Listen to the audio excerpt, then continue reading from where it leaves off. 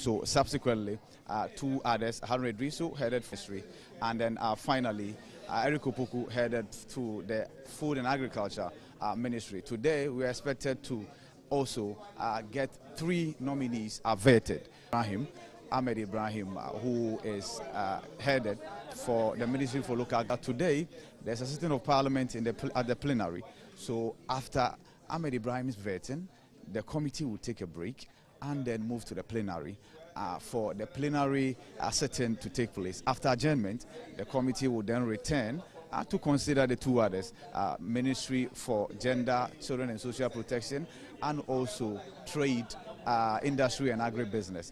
I have a number of individuals here. In fact, if you look at the other side, the public gallery, so to speak, you realize that there are traditional leaders who have come all the way from Banda to support the nominee. They are equally one former member of Parliament, personally called Honorable Swagger. You are live on GHOne TV, Honorable. First of all, it's been a while we saw you in Parliament. Obviously, you are here because of the vetting. But why is that particular one important to you? Good morning to your viewers. Yes, it's been a while since I came to Parliament environment. I'm here today because one of my colleagues I entered Parliament with, Honorable Ahmed Ibrahim. By the grace of God, he's been designated to the Ministry of Local Government. So I'm here to give him the necessary morale support and to at least have a good ambience with my former colleagues as well. Yeah, so it's been a while since I saw Atu just came around, Honorable the leader, Dafia Makbo, was Agbuja. All of them former colleagues, and it's good to, have a good rapport with them over the years, and it's nice seeing them again this morning. How's it been so far after leaving Parliament?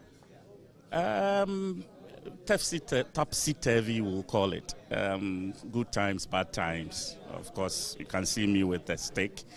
Yeah, I had an accident last year, and it was quite a difficult time for me earlier in the year. But to see me here again, at least with the aid of a stick and walking, for me, I give glory to God, and also thank the many people who stood in support during that, period. So, as I said, Parliament has been a place where you learn a whole lot, and so once you leave and you can navigate your steps very well, it's going to be. Even though the system itself doesn't provide what it takes to keep you going, if you have a good network and you... Second administration, your observation so far? We are at the teething stage, and I believe we all have to be patient with the president, give him time to put his cabinet in place, and also, of course, we all wish we were somewhere. All right, but we all cannot be pushed into a space at one time. It's a whole process. He needs to put his, what we call the kitchen cabinet in place before the real cabinet, and then the rest of us, you understand. So for anybody who hasn't been called or got an opportunity to serve yet, or they should just have patience. I believe it will take a while for some of the appointments to be, to crystallize. So let's give ourselves a bit of time and let's have patience with it. But so far, I think the indications have been good. The initial steps with security and the constitutional review issues and all of that, those are, and the visit to Boku, to ensure that there's some, peace in that area and all of that. These are key issues that we have been, and one other thing that I need to, energy, where the previous government left us with virtually no backup in terms of fuel and all of that. Thankfully, we've been able to surmount that challenge. And of course, other progress are being made to ensure that we stabilize the energy environment. So I believe that we are on course. It's just 2 weeks. Today is exactly 2 weeks since he was sworn in. And for me, if I have to grade this first 2 weeks, it looks like he's been here for a year already. You understand? And I like the spirit of the Ghanaian people, you know, the goodwill that they have heralded his regime with. There's a lot of goodwill. I believe the appointees will also live up to expectation so that we can continue in that goodwill, because usually it's not the main man that creates the problem. It is the people around. So I believe that as he keeps selecting the right people in the right place who will sing the kind of melody that he raises, and they will move in line and in tangent or in tandem with his policies and the rollout of what I have seen in the manifesto, I believe Ghana will be a better place. Yeah, so my best regards. Thank you very much, Honorable Kojo Edward, former Member of Parliament for the Adentan constituency. And I have a traditional leader here. Viewers of GHOne TV will remember him clearly during the inauguration of the speaker for the second term. He brought his entire entourage to Parliament to witness the election once again of Alban Bagman as speaker and his subsequent swearing in. Nana, you are still live on GHOne TV. We have seen you here once again. Nana, do you want to talk? Today we are here to support the Minister designate for local government chieftaincy, religious affairs and sanitation. That's why we are here. How important is today to you? I'm sure that he is from your jurisdiction. Yeah, of course, it's very important that one of our sons, a very long-term friend personally, and also I'm representing the Braf House of Chief, and he being designated for chieftaincy is very important to me, to be witnessing how he is going to answer questions regarding our ministry and also the local government, and to give him the moral support so that he will be able to explain and answer questions with vim. Finally, let's talk about the role of chieftaincy in the governance structure of this country. Many have argued that the conventional governance structure has not tapped into the resources, the knowledge of the chieftaincy institution. Do you think there's more Nananum could do to assist with the governance of the country? Of course, before the coming of the Europeans to set up this type of democracy and governance structure, Nananum were the custodian of the land and also were the governance participant or the players. So we still believe that Nananum have so much to offer. In fact, now when there are any crisis anywhere, they call Nananum to come and resolve. Democracy has its own limitations, but at least it gives the masses opportunity to also express their view and participate. It's the same like the palace. When you go to the palace, everyone is allowed to speak. We are well structured and represented. Every family is represented by a family head. Every family has a chief. And then when you come to the palace, we have the Omahene, who being, let's say, the president or the speaker there. And then we have the divisional chiefs. We have the sub-divisional sub-chiefs, and also the queen mothers and the family heads. That is the system of governance which were there before the coming of the Europeans' governance system, which is like the democracy and the other type of governance system. So I think we can blend because we believe that our culture, our tradition play a very significant role in our upbringing and the way we see things and the way we want to govern ourselves. So blending the two is very vital and important. I think it has been so because democracy recognizes chieftaincy. If you go to the constitution, it says chieftaincy, no government or no parliament shall enact any law that will adversely or negatively affect chieftaincy. And so it means that our constitution recognizes chieftaincy institution. We only need resources to be allocated to us so that we can function well. The president has said he wants Nananum to play a role of helping dealing with the challenges of sanitation. And I believe that some of the laws relating to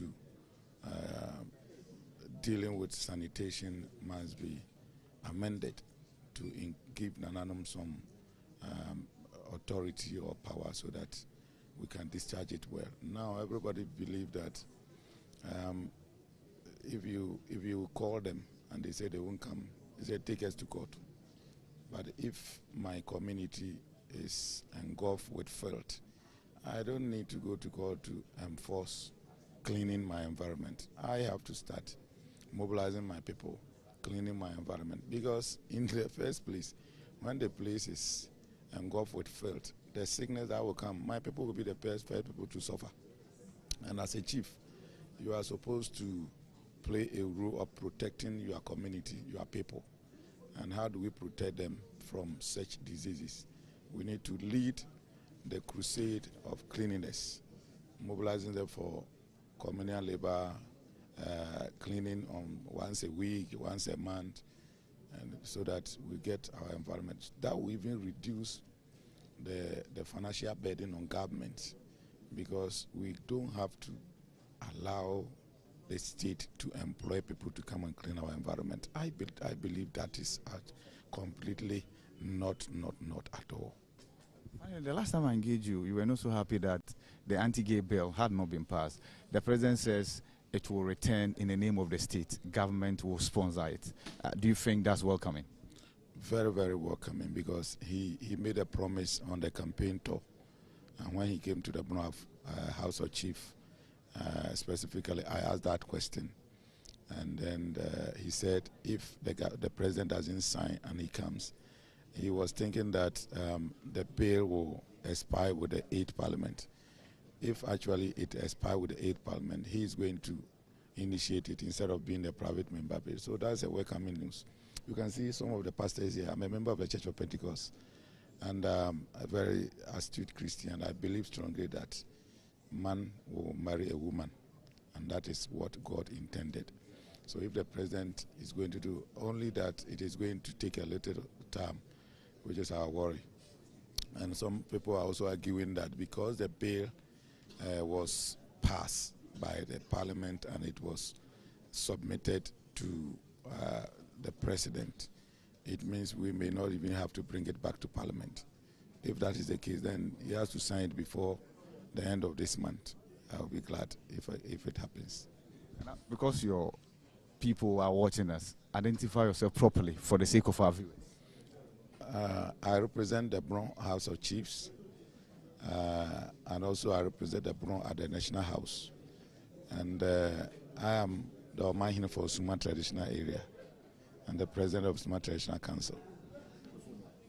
Odeneho Afram Brimpon III.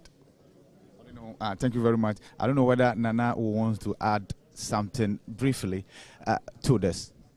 Nana doesn't want to add anything. Yes, so that is it. And we're still coming to you live from the committee room 1 and 2, where we are expecting the vetting of the nominee to not just the local government ministry, but also now chieftaincy has been added. If there is any name that you associate with local governance, it is Honorable Benjamin Kodo, because he went to the court. In fact, if you look at the law books, his name is in there, relative to how the 5% fund, yes, This assembly common fund should be computed and then should be determined. He's here. He's former member of parliament for GHOne Central. Welcome back. Thank you. Why are you here? I'm here to give support to my very dear colleague, Honorable Ahmed Ibrahim, with whom I have been on the local government committee throughout my stay in parliament. We've worked together. We've held a number of press conferences together on local governance and there is Assembly's Common Fund. We have fought together to make the fund what it is today. So his nomination as the Minister for Local Governance is apt, and I'm very happy that that has happened, because I expect his expertise to be put to use in that ministry. There couldn't be any better person than Ahmed to be nominated for that position. Now you see that there is an additional responsibility. That's chieftaincy and religious affairs. Ahmed is a Christian. He's very well connected in religious circles. And I think adding that will not be an unnecessary burden to the local governance assignment. Yes. First of all, you talked about the fact that you worked with Ahmed on the same matter for her. How important is it that this government gets the issue of local government right? Because as we speak, Sanitation Ministry is gone. Their other Chieftaincy Ministry is gone. Now, a lot will rest on this particular ministry to ensure that sanitation matters are dealt with. How important is it that your government gets this right? You see, if you read the 1992 Constitution, you will see that the main theme is decentralization. So this ministry is expected to implement the provisions of the Constitution to the fullest.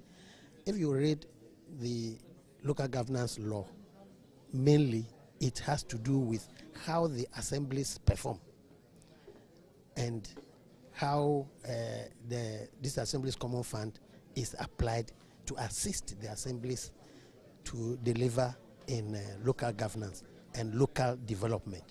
So I think that this ministry, as positioned by the president now, should be able to deliver all of this that we all expect. Now, sanitation had always been the duty of the district assemblies. So when it was taken away as an assignment on its own, there was some kind of disconnect. So, Ministry of Sanitation is going this way, local government units are also going the other way. So there was no coordination. So I think that bringing it back to the Ministry of Local Government will ensure that efforts in that area are properly coordinated. The assemblies know what role they should play under the Ministry of Local Governance. Then we can see some improvement in our sanitation in the local areas. That's where the problem is. You go to Accra, you see a lot of, they say Accra is supposed to be the cleanest city in Africa, but go left, go right in some corners, you see heaps of waste not being attended to. So I think that this return of sanitation to the local government ministry will ensure that proper coordination is done to ensure that we tackle our sanitation problems. Names are being released every now and then. Are you expecting anything, Honorable? That's at the pleasure of the president. Thank you very much, Honorable Benjamin Kodo, speaking to us, former member of parliament for GHOne Central. We still are waiting the arrival of the nominee to take his seat. I mean, he's, of course, here, of course, but the committee, the appointments committee is yet to start sitting. And then, of course, like I mentioned, we're expecting three individuals. We're expecting three individuals to appear before the committee today. I have Honorable Andrew Chuete here. You are live on GHOne TV. Honorable, you've worked closely with Ahmed. First of all, how important is it that he's headed for this particular ministry, and what will be your expectation of him? Honorable Ahmed is a wonderful man. Like you indicated, I have been in this house for the past 8 years, and he has been my leader for the past 8 years. He's mentored most of us, full of encouragement, full of wisdom. I'm not surprised he's an elder in the Church of Pentecost, especially the ministry that he's been earmarked for. I think he's a perfect fit for that ministry because he served on the local government committee, and he's a gentleman that knows about leadership. And so I'm not surprised he's going there, and I don't expect anything less than performance. He knows that President Mama has asked all ministers and all party members to help him reset the country. I just lamented about how the mmdcs were treated under the past government. They did not allow them to operate. Everything was done at the head office. For NDC, I don't think that is going to happen, because the idea of the local government is to allow the system to work. But the past government pulled everything. They just decided to centralize everything. We want to decentralize so that people in Solatona Calabar should work with the representative of the president at Solatona Calabar. So my prayer is that once Honorable Ahmed, with his performance as leader in parliament, the way he defended the rights of Ghanaians, the way he pushed the agenda of Ghana as a leader, I'm not doubting him at all, especially with the Chieftaincy ministry, with his level of thinking, with his level of reasoning. I'm very certain that he's going to relate well with the chiefs, and he's going to collaborate with the chiefs to ensure development at a local level. And so for me, I'm so certain and I'm confident that Honorable Ahmed is going to prove us right. You are particular about issues of sanitation. Former Minister for the sector, Cecilia Dapa, had promised that Greater Accra will be the cleanest. Accra will be the cleanest city in Africa. You were quite particular about the fact that that promise could not be materialized. Now we understand that with the scrapping of the ministry, this ministry that you are going to vet, its occupant will be responsible for that. Would that work? It will. You know, under the NDC regime, we had monthly exercises that we used to clean the city.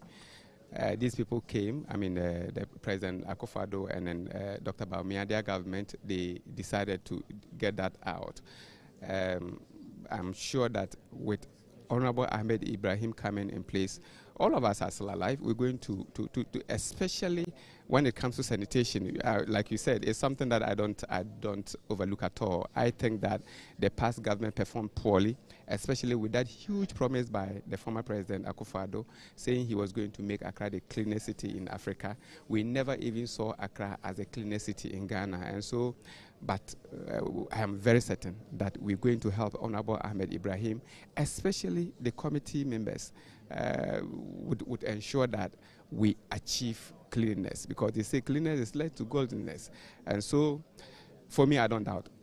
The past government did poorly, but this government, we are going to ensure that we maintain cleanliness. We are going to ensure that our environment are clean, because you see, when we have that done, we would spend less money on health.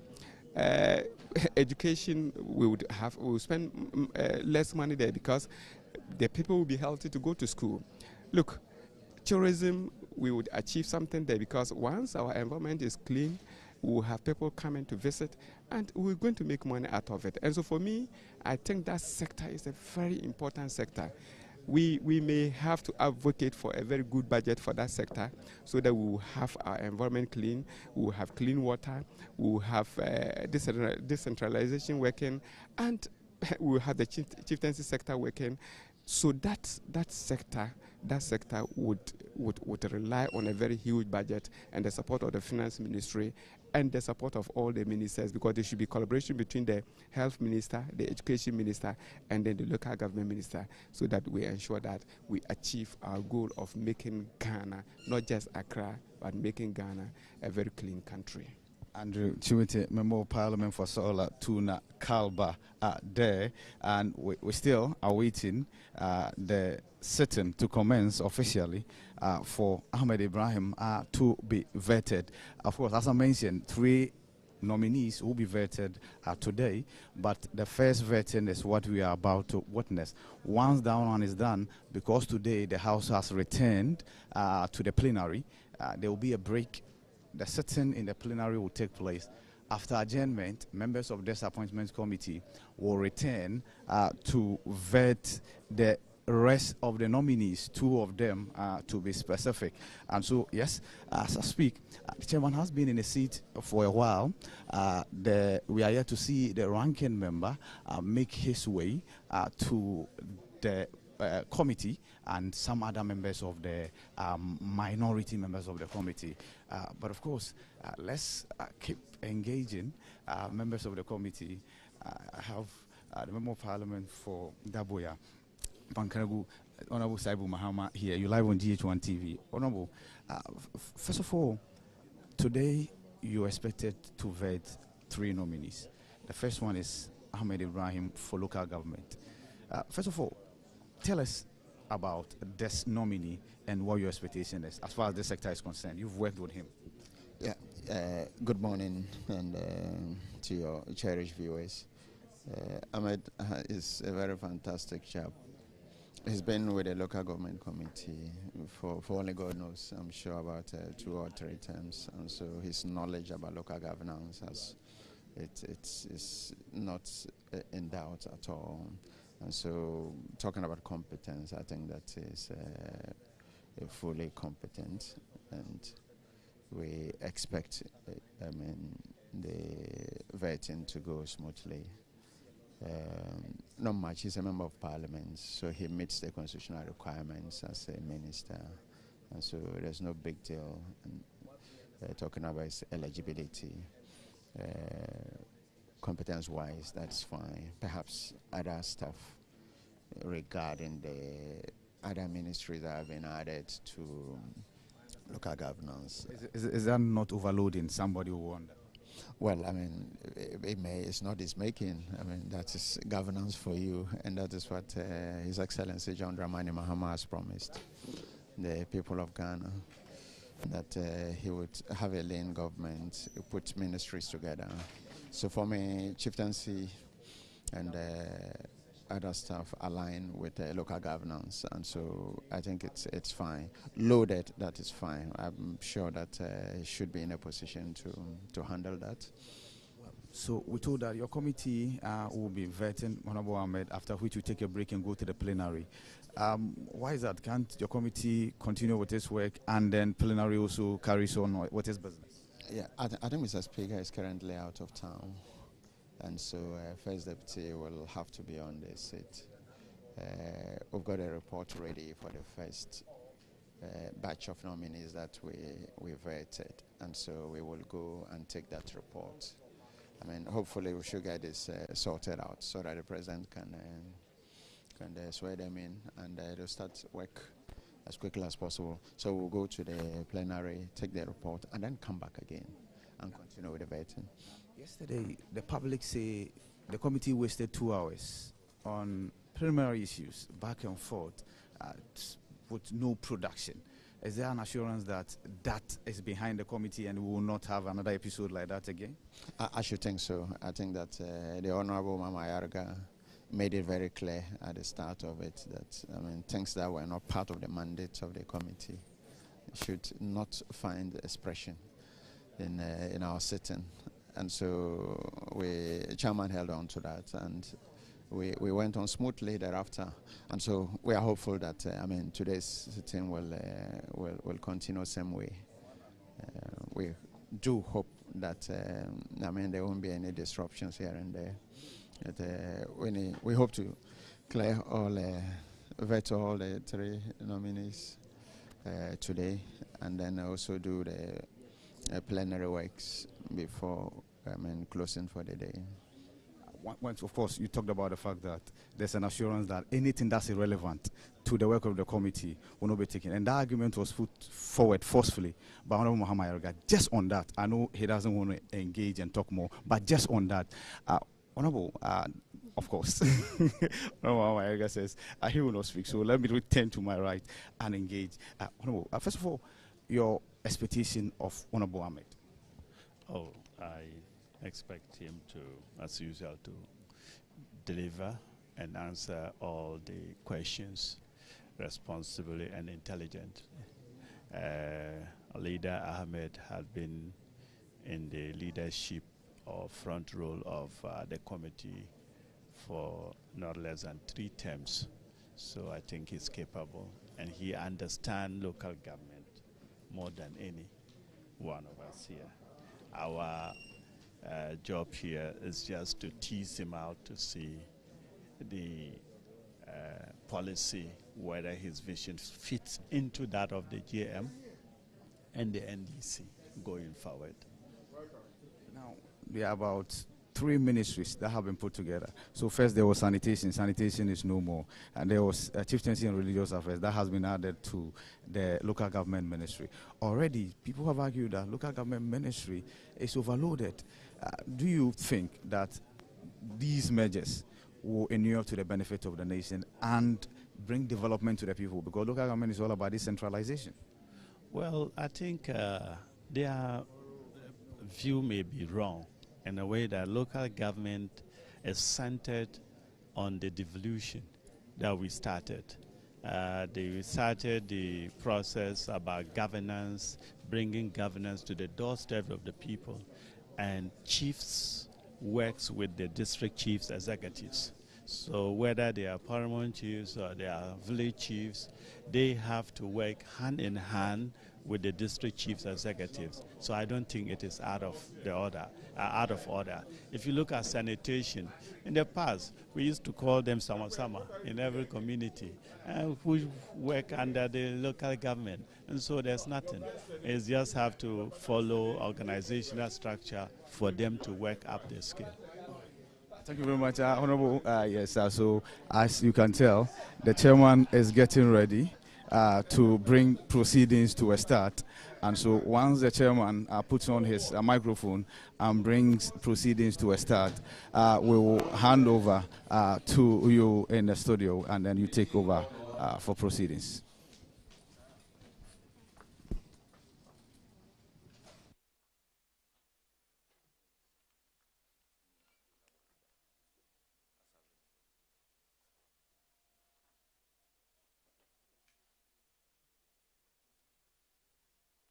Members, we have quorum.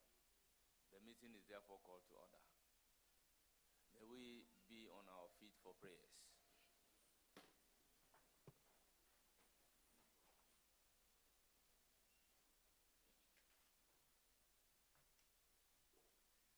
Almighty God, we humbly beseech Thee to look with favor upon this Parliament of the Republic of Ghana.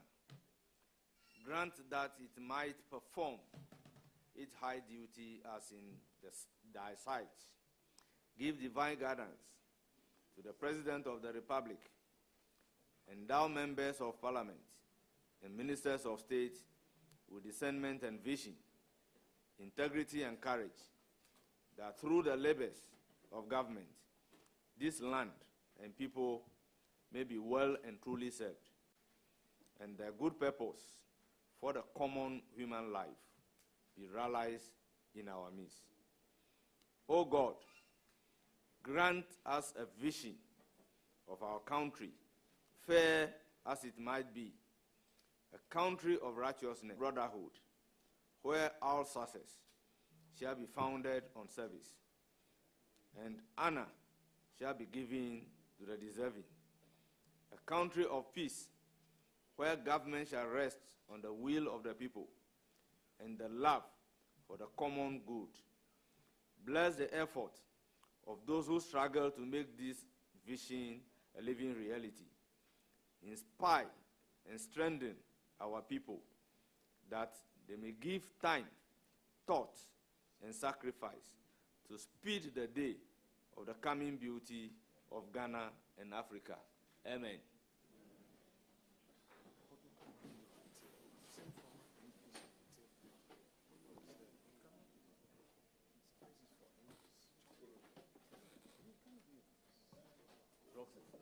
From the former MPs that they cannot be on the table.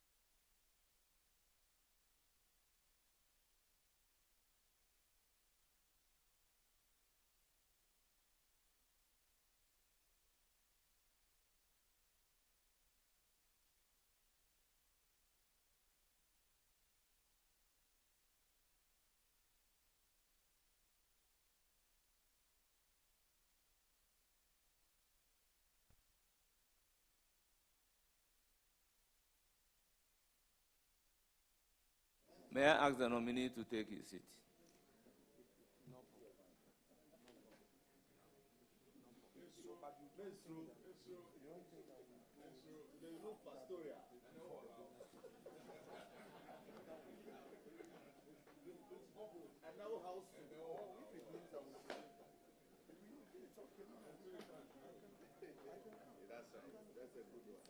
Honourable members, let me use the opportunity to apologize for the late start of the vetting.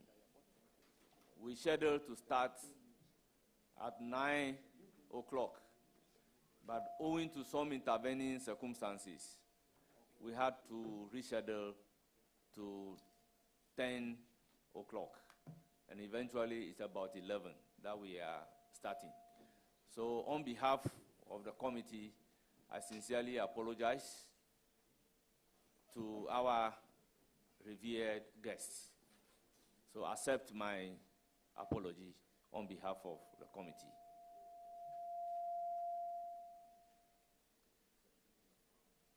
Honourable members, the purpose of today's meeting is to vet our nominees, and we are starting with the Minister Designate for Local Government, Chieftaincy, and Religious Affairs, Deputy Whip of Parliament of the Republic of Ghana, in the person of Ahmed Ibrahim, Member of Parliament for Banda. You are welcome. Thank you, Honorable Speaker. I'll give the floor to the ranking member, if you have any comment. Chairman, thank you. Honorable colleague, you're welcome. And as the chair said, there were some few matters that we needed to address. So we apologize to you and your guests for the late start. Be assured that we would be very constructive in this morning's engagement without any prejudice. That's all I want to tell you. Thank you so much.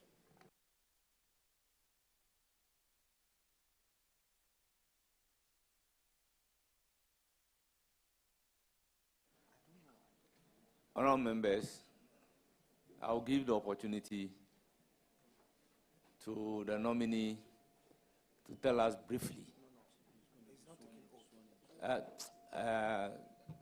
Clerk, administer the nominee to the oath, and then thereafter he will tell us something brief about himself, and then we can proceed with the questions.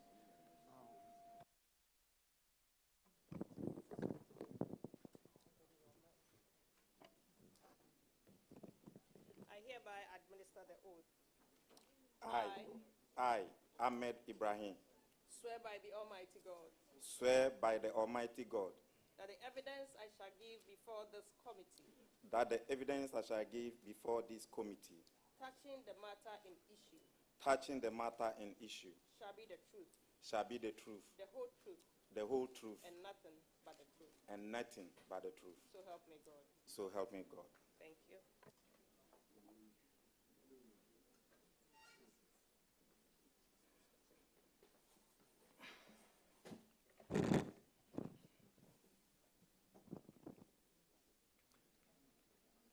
Candidate, tell us about yourself in 2 minutes. Thank you, Honorable Speaker, my distinguished colleagues, Nananom, the leadership of the various faiths. Honorable nominee, you are not addressing Nananom. You are addressing this committee. Chair, and that is enough. Thank you, distinguished leader, for bringing my attention to where I head. Mr. Speaker, as we all know, I am Honorable Ahmed Ibrahim. I was born in Sunyani on 6 May 1974. Had my basic education in Bana. I hail from Bana in Kro.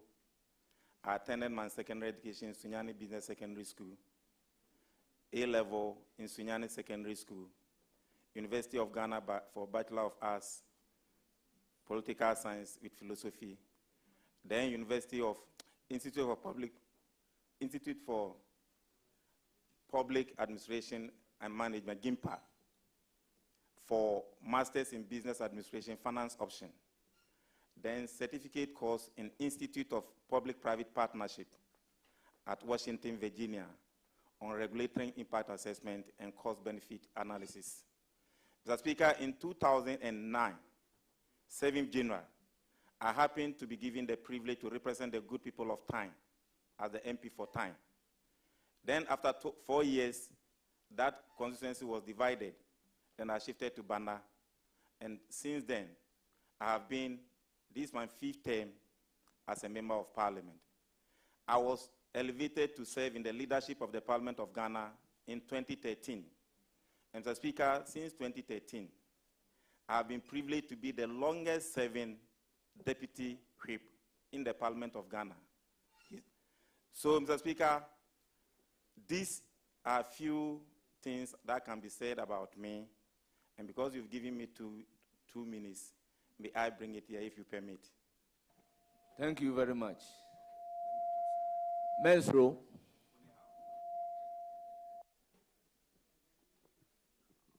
Honorable nominee.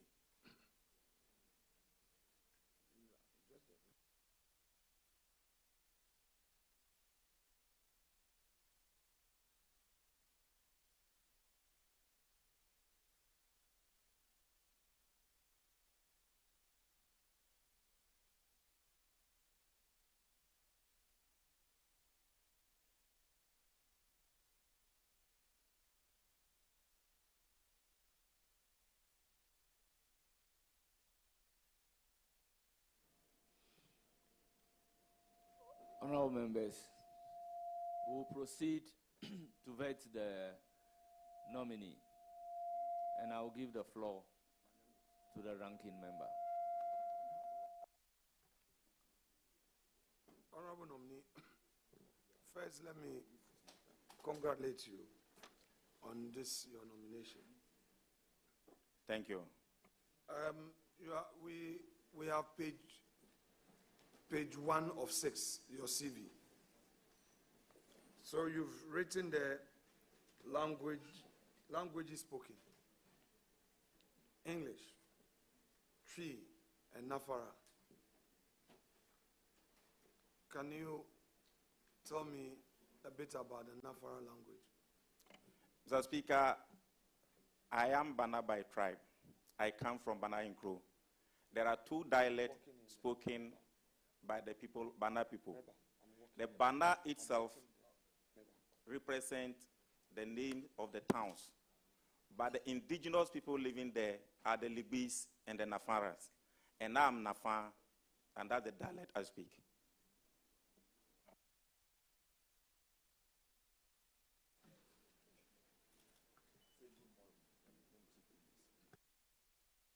So, Honorable Ranking Member, if you understand the language, speak with him.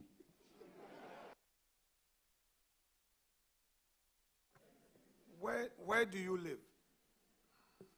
Mr. Speaker, I live at Sakumono in Accra. At Sakumono, is it a rented property or your own property? Mr. Speaker, by the grace of God, it's my own property. Do you have a title to the land? Yes, Mr. Speaker, I do. Your lessor, or whoever, don't let me talk law, the one who sold your land to you, was he a chief, or it was a state land, or some real estate company that had acquired it and decided to sell to you? Mr. Speaker, I live in a property that was sold to me by TDC, Tema Development Corporation. So that is state land. You know, TDC is the custodian of state lands. Mr. Speaker. Let me finish. Tema Development Company. Mr. Speaker, since TDC is headed by a political head, I agree with you. And TDC has a standard rate that it applies. Rightly so, Mr. Chairman. So there's nothing wrong you owning a property sold to you by state authority. There's nothing wrong. Mr. Speaker, not all sales are the same. Please explain. What do you mean by not all sales are the same? Mr. Speaker, not all sales are the same. You mean the chairman? You are referring to Mr. Chairman. Mr. Chairman, not all sales are the same. Yes, and I want you to explain. If you say not all sales are the same, what exactly do you mean? Mr. Speaker, Mr. Chairman, not all sales are the same because, like I rightly told you, if you go to where I live, we have two different types of state lands. We have the Ransa site, and we have the Tema Development Corporation site. There are illegal sales, and there are legal sales. That's why I say not all sales are the same. I'm only confining myself to the legal sales. Speaker, it is not, legal sales are not wrong. Very well. Since they are legal. So what I want to put across is this. For instance, if you go to Cantonment, if you go to Laboni, if you go to Roman Ridge, if you enter the Ridge Enclave proper, you see high-rise buildings, properties that are owned by non-Ghanaians, some owned by Ghanaians. Do you think that Ghanaians owning such properties, especially if they are politicians, your own view, would it be wrong for a Ghanaian who is a politician to acquire a property in such an enclave the same way a Lebanese, an Indian, a Syrian, a Turkish acquires the same property from the state? Mr. Speaker, Mr. Chairman, that's why I said from the onset that not all sales are the same. Assuming you have, in every business, there are certain things we call trade secrets. And that is why if you are an insider and you turn around to come and buy from that same deal, I don't think you may be doing a great service to the company where you work. It is in that background that it may be perceived as being wrong. But if, like for instance, just as we are here, excuse me for my word, you may be in opposition. You are not in government. You have no idea about what is happening in government. Therefore, before you have access to procure some of those things, it may be through certain rigorous opportunities. So if that happens, like the other so-called foreigners or strangers that you mentioned, I may have no wrong with that, because there are also Ghanaians who have access or buy assets or property in other countries. So that's my view about it. Okay, Chairman, these are just my intro. I'll leave it here. We'll come back when you are done with that. Thank you so much. Thank you, man leader. We shall proceed, starting with Honorable Andrews Chiwite. Thank you, Mr. Honorable, Chairman. you have the floor. Thank you, Mr. Chairman. I want to take this opportunity to congratulate my leader, Ministerial. Anyhow. Yes, we all believe in these statements, because my belief is that Honorable Ahmed believes that if you have God, you don't have to fear. If you have God, anyhow. No wonder he is an elder in the Church of Pentecost. Honorable Leader, we all appreciate you, and we believe that where you are going to make a very great mark. President Mama believes in you. We all believe in you. We have no doubt at all. But Honorable Chair, before I go ahead, I just want you to give me this opportunity to explain this. I serve on the Western Housing Committee as a Vice Chair, and TDC, Thermal Development Company, they build houses and sell to the general public. You don't need to have connection before you own a house or before you buy a house from TDC.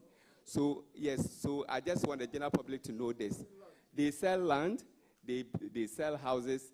You can walk in, bargain with them, and buy a house once you have money to do that. Honorable Chiwete, I am a lawyer, 23 years at the bar. I had a lot of dealings with Thermal Development Corporation, now Thermal Development Company. They are into the business of real estate. They build houses and then offer the houses for sale to the general public. They will acquire land, parcel the land, and grant the same land to individuals who are interested to purchase the land and develop. The whole country is aware about the business of TDC. So proceed to ask your question. Very grateful. Honorable Leader, my question is, do you think the Common Fund Administrator should report to the local government minister? Thank you.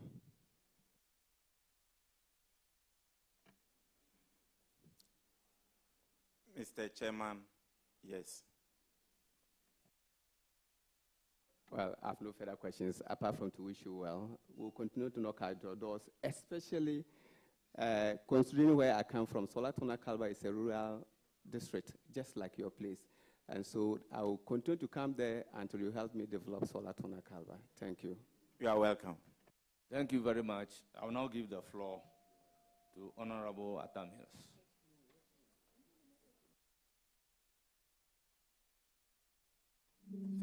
Thank you very much, Mr. Chairman. Honorable Leader, congratulations. And I know you are going to do an awesome job for us at the local government ministry. Thank you. Just wanted to ask you a question. How would you improve the economy around these mmdcs? Mr. Chairman,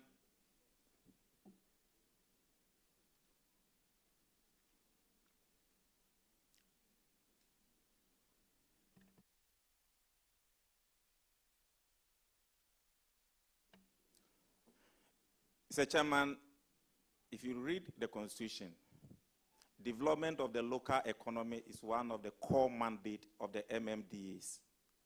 And therefore, Mr. Speaker, once given the nod, together with my colleagues and all former ministers of local governance, depending on which party they may belong to, we are going to team up together to make sure that we are able to bring strategies and policies to support the vision of His Excellency the President to improve upon the local economy in every district using comparative natural advantages of the various ministries, because they may not be the same.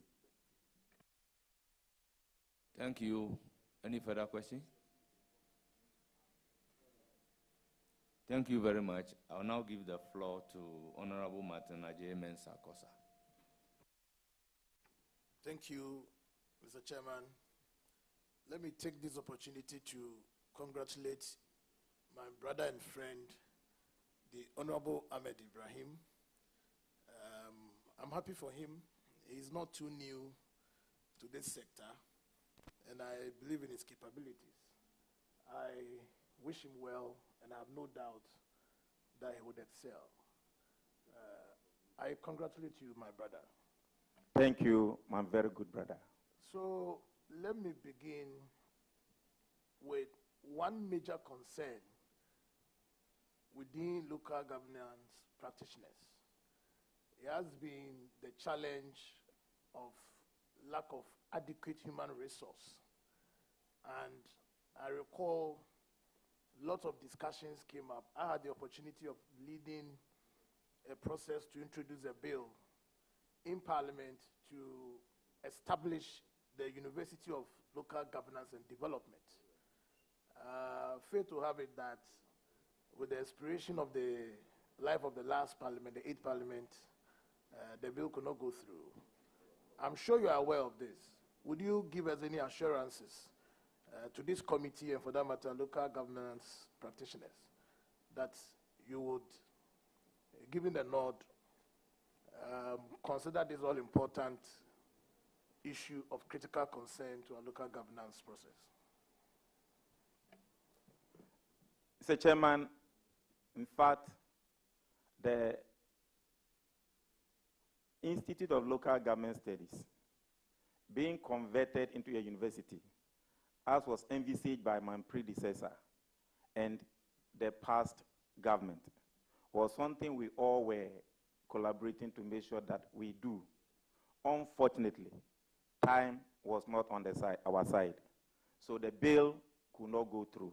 If given the nod, Mr. Chairman, thank God, all the former ministers, like I said, we are all going to team up to work together.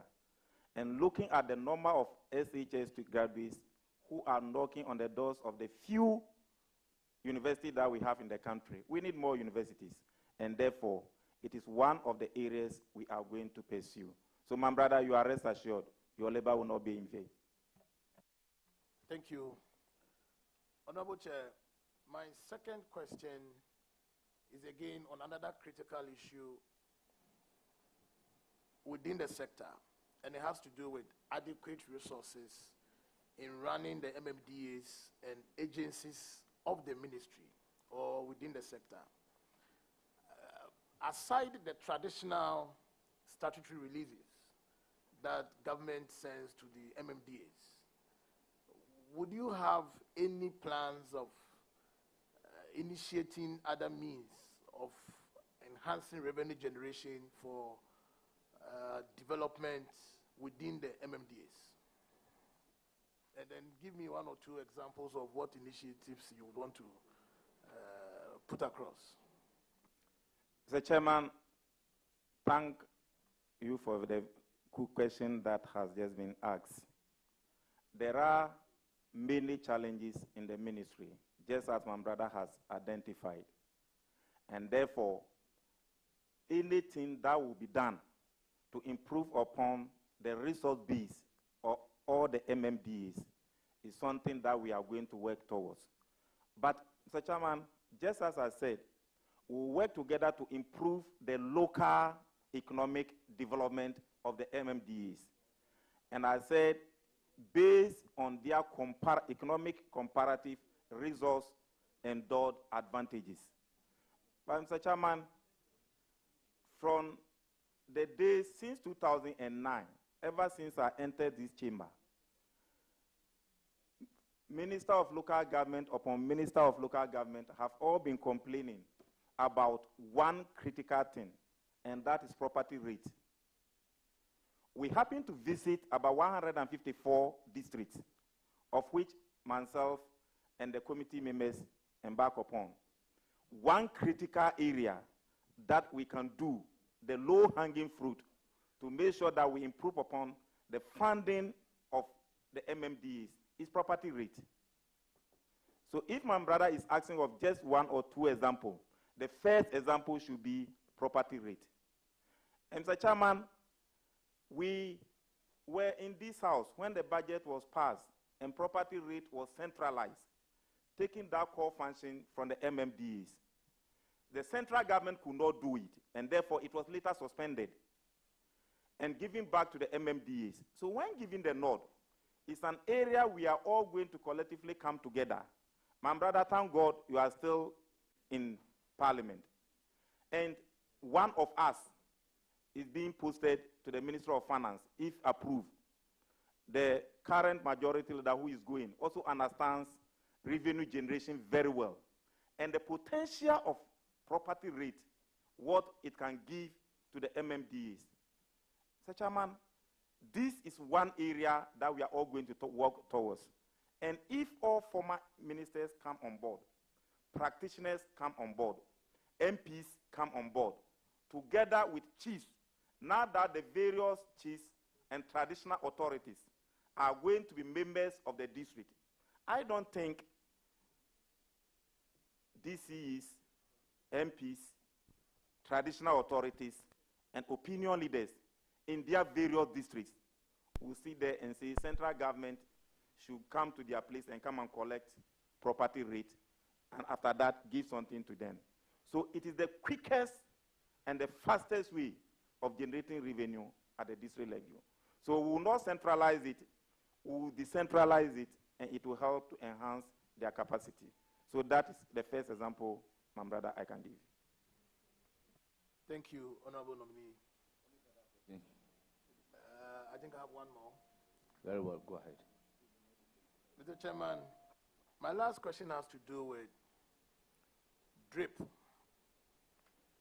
The past government, taking cognizance of the fact that we need to maintain our roads, took this initiative. There are various schools of thought.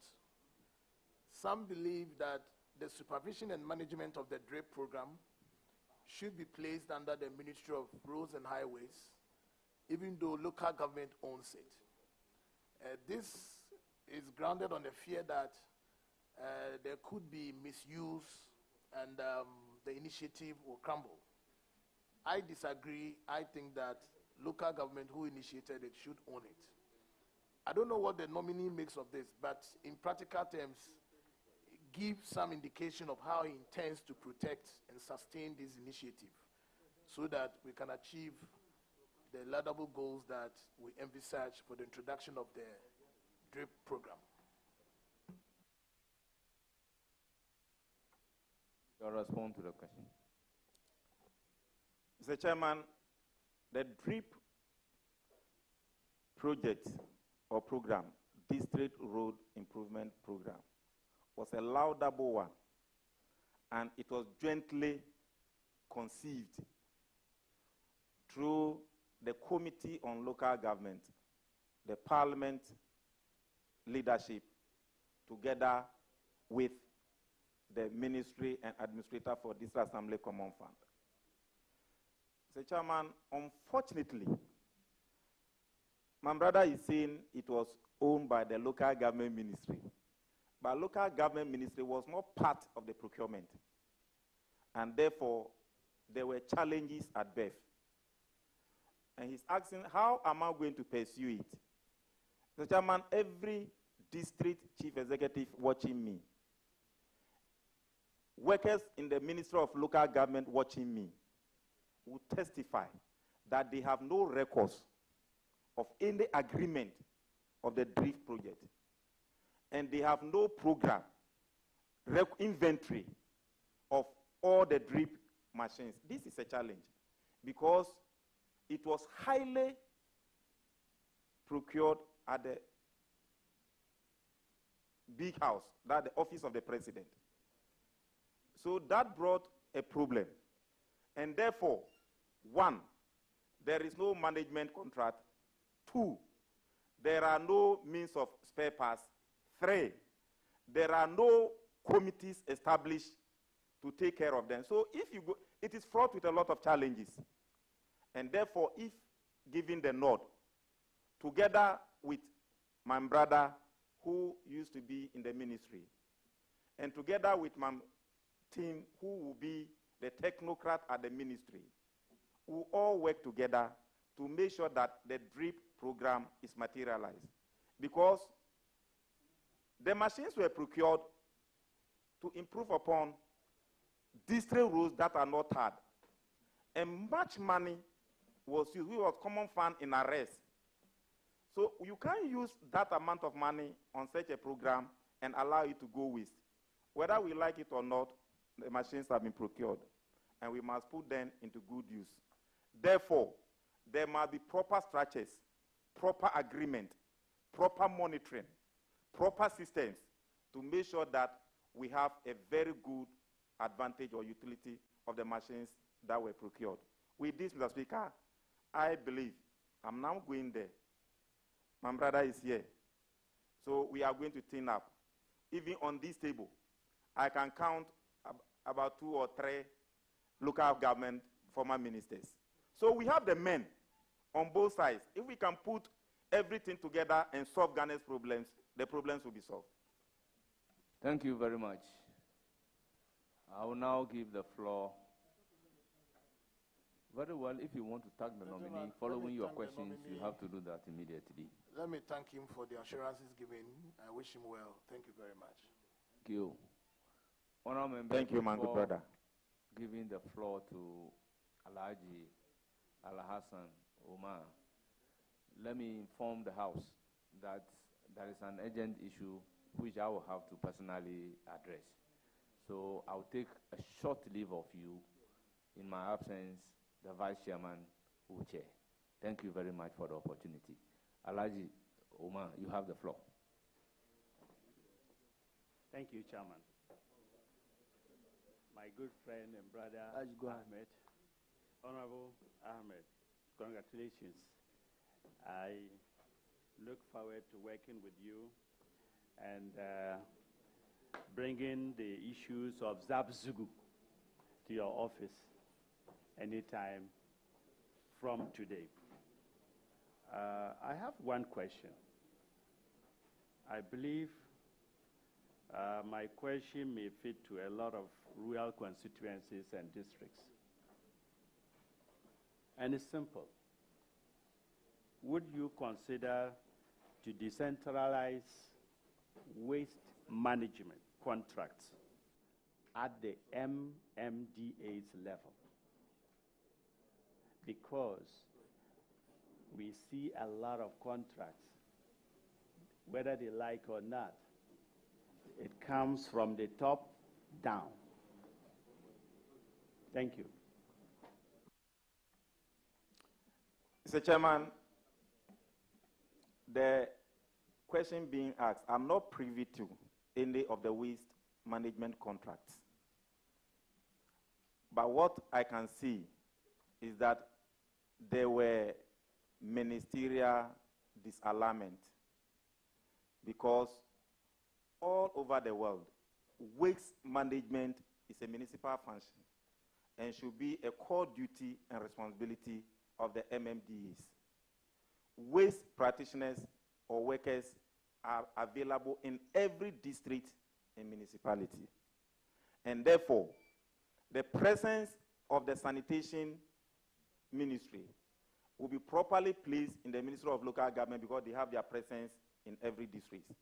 And once that is done, the problem may not be about contract, it may be about supervision and monitoring. So if the sanitation department of the Ministry of Local Government and Rural Development will be strengthened to make sure that they are able to do proper and effective monitoring of sanitation issues, the problem can be solved. Because it is more of monitoring than just contract. Thank you. I wish you well. Thank you, my brother. Thank you very much. We now have Honorable Honorable Muhammad Shaibu. Mr. Chairman, I'm most grateful. Honorable nominee, congratulations. Thank you, my good brother. Your designation, honorable nominee, Minister of Local Government, Chieftaincy, and Religious Affairs. I think mention was made of sanitation too. Is that part of it? Yes, Mr. Chairman, there's sanitation as part of it. It's 3 in 1. Very well. Trust that I would ask no question about your competence. You have. Thank you, my brother. You have demonstrated over the years at the Ministry of Local Government. However, what I don't know is the Chieftaincy and Religious Affairs and the sanitation bit. Already we know that one of the biggest ministries is the local government. If we add Chieftaincy, Religious Affairs, and Sanitation, it makes it even bigger. Tell us your take about that.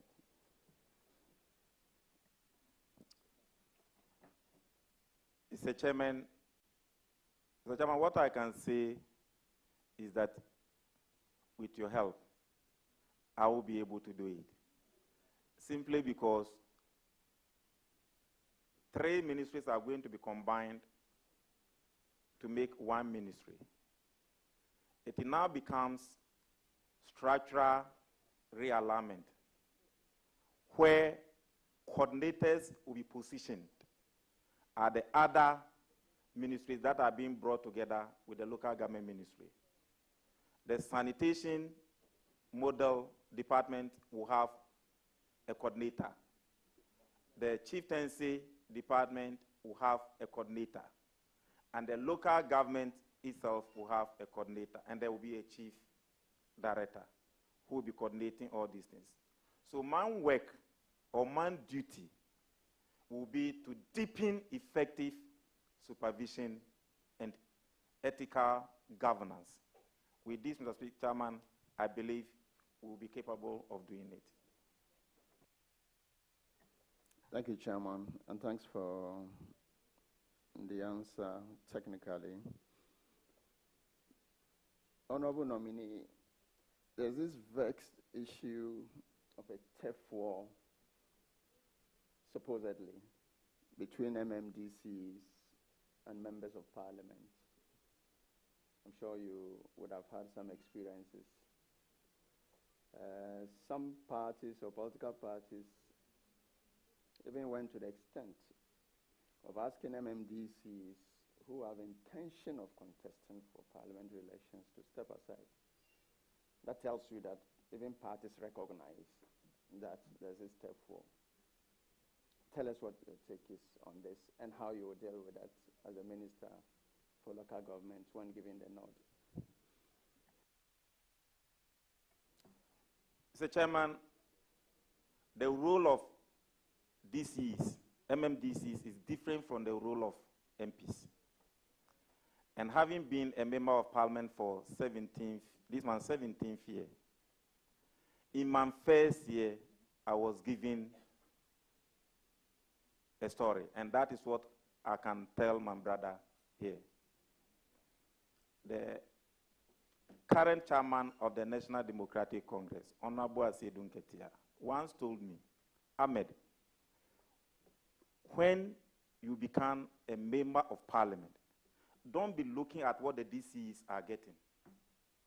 You chose to be a member of parliament. They chose to be DCs. Concentrate on your member of parliament, and you will go far. But if you are doing your member of parliament duty, and you are still looking at what the DCs are getting, they are called chiefs. They are treated as kings, and we are treated as servants. If the servants want to look at what the chiefs are getting, there will be that confusion.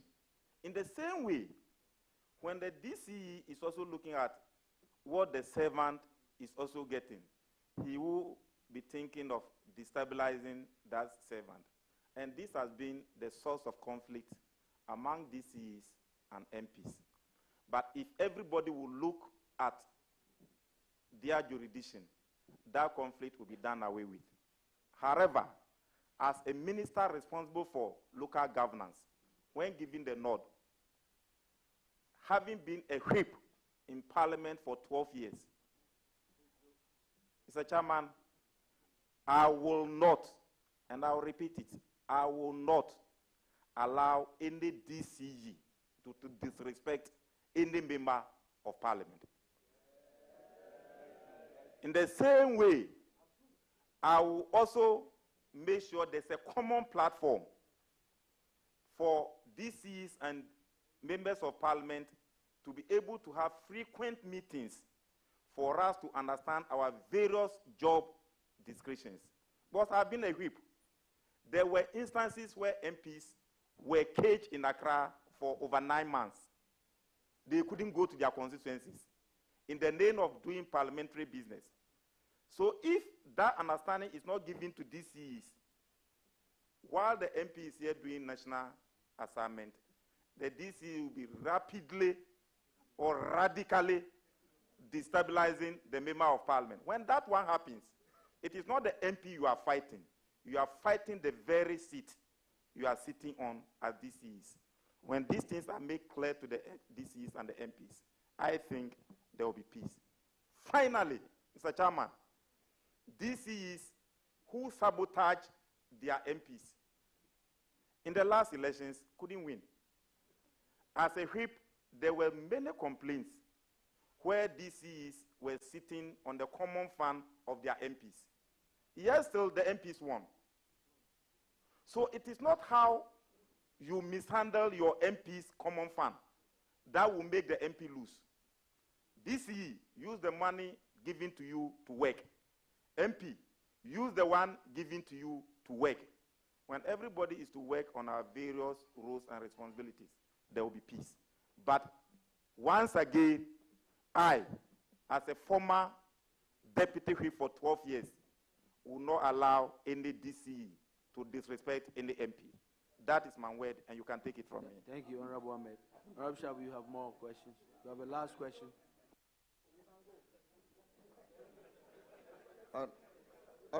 Honorable nominee, I can see that members of Parliament seated here and those listening to you have an impression that there's going to be some fireworks, and positive one, of course, in their favor. Thank you. My last question has to do with DRIP. Your predecessor is here. He mentioned DRIP. And can you tell us who procured those equipment? In whose name are they procured? Are they assigned directly to assemblies? What's the actual mandate? It's a chairman. Those times, the initiative, and if I'm to go deep into the DRIP, we may even sleep here. Because this is where Parliament held the administrator for this Assembly Common Fund to account for some 3.5 billion Ghana cedis arrests from 2018, 2019, 2020, and up to 2022. So it was that money, arrest, that was supposed to be given to the administrator to procure the machines. But Mr. Chairman, you and I will agree with me that when the machines were about to be procured, the Ministry for Local Government was not involved. They were procured at the office of the President. And as I speak to you, not all the money has been paid. The contract, when given the nod, everything will be made clear, and the House will be well informed about the position of the DRIP. It was a good concept, politicized and destroyed at birth, but we can rejuvenate it. I wish you well, Honorable Nominee. Thank you, Honorable Shabu. It is now the turn of Honorable Vincent Echo Asafua, the MP for Otafu. Thank you very much, Mr. Chairman. Let me first and foremost congratulate the nominee for Thank you, my good friend. For his appointment. I know he is going to deliver because being a leader of this house, he has shown the mettle and the intellectual capacity on the floor of the house. So I have no doubt in my mind that the Honorable Ahmed is going to be a very good local government minister. Having said that, I would want to pick your thoughts on two constitutional provisions. Before I got in, I was listening to you, and I think a question was asked to you specifically that is the DACF administrator going to be answerable to you? And your answer was in the affirmative. In view of that, if you could turn your constitution to Article 70, if you have your constitution, you could turn it to Article 70 of the 1992 Constitution, 70C, which reads, that is, appointments by the President. The President shall, acting in consultation with the Council of State, appoint, the C is the District Assembly's Common Fund Administrator. If you also turn the same Constitution to Article 2524, which also reads that there shall be a fund to be known as the District Assembly's Common Fund, therefore says that there shall be appointed by the President with the approval of Parliament. So one constitution giving two different ways as to how a District Assembly's Common Fund will have to be appointed, administrator will have to be appointed. One, it says that with consultation with the Council of State. The latter says that with the approval of Parliament. So since you are saying that the District Assembly's Common Fund Administrator is going to be answerable to you in the event that you are called upon by His Excellency the President to give an opinion as to how this appointment will have to be done, what is going to be your take on this? The nominee can answer, but I think from what you've read from the Constitution, I don't see any inconsistency. The President must appoint in consultation with the Council of State. I'm coming. I will, but I'm the chair. I'm the chair. 10 of your mic, please. Yes, I know, but the chairman has views, and I have to express them. And so I believe that consulting the Council of State and getting Parliament to approve is not inconsistent. But nominee, I think you can answer that. Thank you, Chairman,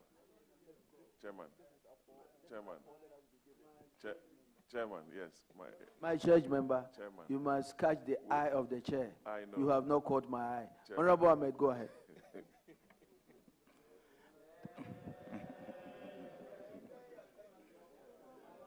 Thank you.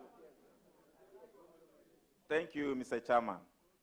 Mr. Chairman, the question that was asked was, do I think that the Common Fund Administrator should report to the minister responsible for local government?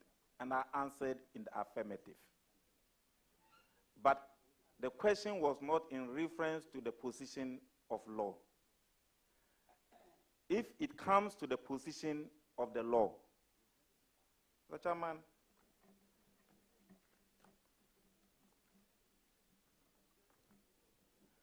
Chairman, this is the Local Governance Act 2016. It was Parliament previously, the Local Governance Act 455, made the administrator for this Assembly Common Fund to report to the minister responsible for local government. In 2016, Parliament changed the law and made it that Section 129, that the minister, the District Assembly Common Fund Administrator, should report to Parliament and the office of the President. And that is what brought a turf war between the two. And since then, Mr. Chairman, there have been practical implementation challenges. And if a law was passed in 2016 and you've encountered practical implementation challenges, I think the law must be revisited, the defect must be corrected. And it was in that background that when the issue came, I stood with the law. And I told the minister responsible for local governance at that time, you brought the law and amended it. If you now think that the law is giving practical or implementation challenges, let's go back to Parliament and amend the law. So the answer I gave was in connection of how the cure can be given.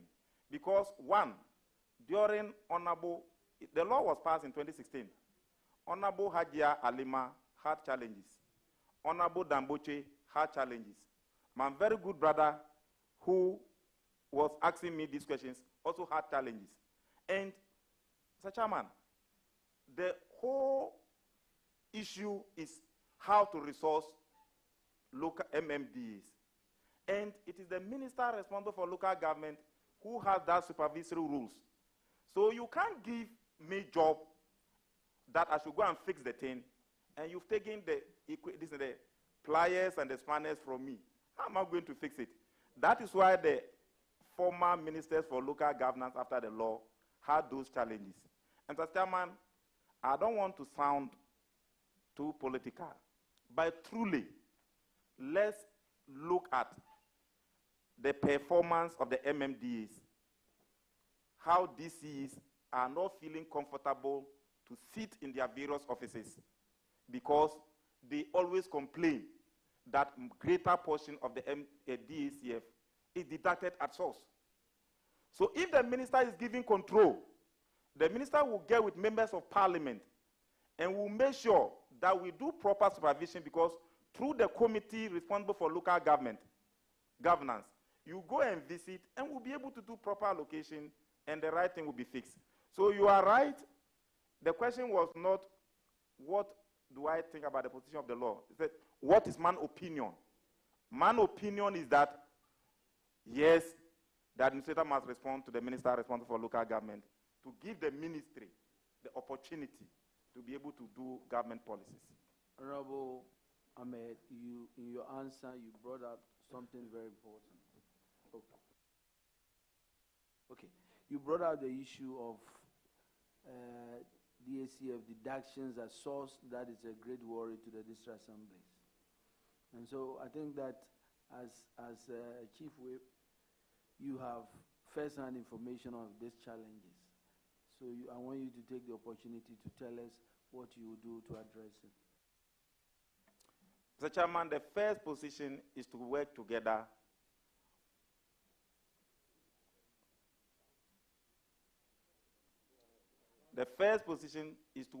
with Parliament, because the approval for the formula for the disbursement of common fund is done by Parliament through a committee of the whole. And thankfully, the person going to be responsible for finance is a former leader of this house who used to champion the releases together with me. And your good self. So this is something that man leaders, including you, used to do. And we are going to deepen it. Honorable Sefua, do you have any follow-up? Yes. Well, unfortunately, I didn't get the answer that I wanted to get from my honorable friend, the nominee. Honorable Ahmed, you cannot use an act of parliament, as it were, to meddle a constitutional provision. My question was, there are two constitutional provisions.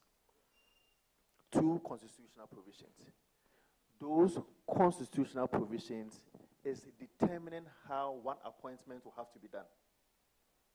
Article 17. Honorable Asafua, you asked the question. The honorable member has given an answer. That is the honest opinion, he said. So that's why I asked you, do you have a follow-up? So, no, If you don't have a follow-up, then I wanted to pick his opinion about if there is an opportunity for him that has been given to him by His Excellency the President as to how such an appointment will have to be done. My question to him is he going to advise the President to take the route of Article 70 or take the route of Article 252?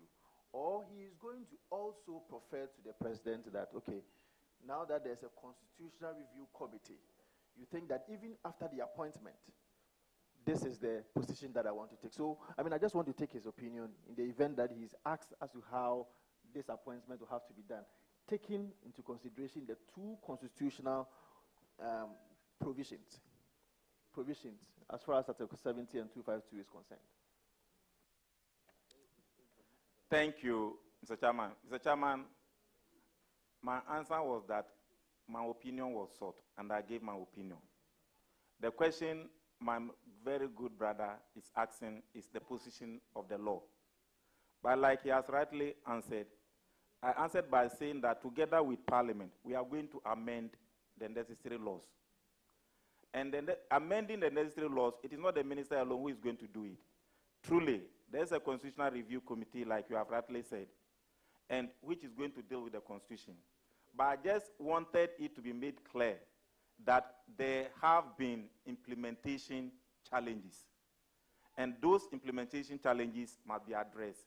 Addressing them will be amendment to the various laws regulating the appointment and the functions of the administrator for this Assembly Common Fund. So I take it on board. Right. Very much, Honorable Safwa. It's not the turn of Honorable. I have other questions. I'm supposed to have 3 questions. Well, I asked you, and when you were starting, no, I'll give you a chance. I'll give my second question to the nominee is, with respect to election of mmdcs, I just want to pick your thought on that. All over the world, there seemed to be a certain approval or some amount of unanimity as to election of MMDs. In Ghana, we don't have it that way. Mr. Chairman, can you protect me? I'm receiving bows from all over the table. Please let the honorable member ask his question. And so, 1, do you agree to the fact that we should allow MMDCs to be elected? And secondly, does it have to be done on partisan basis? These are the questions I want to ask. Mr. Chairman, 1, the first question, I do agree that MMDCs must be elected. The second question is, I disagree that it must be done on partisan basis. And that is the bone of contention between the two sides. We said MMDCs must be elected on non-partisan basis. And you said they must be elected on partisan basis. We sold these two views to Ghanaians. We had 184, you had 88. It means Ghanaians totally agree with election of MMDCs on non-partisan basis. And I believe that if there's any time that this should be done, it should be now. Thank you, Honorable Safa. It's now the turn of Honorable Rita Odelusewa, MP for La Dadikopon.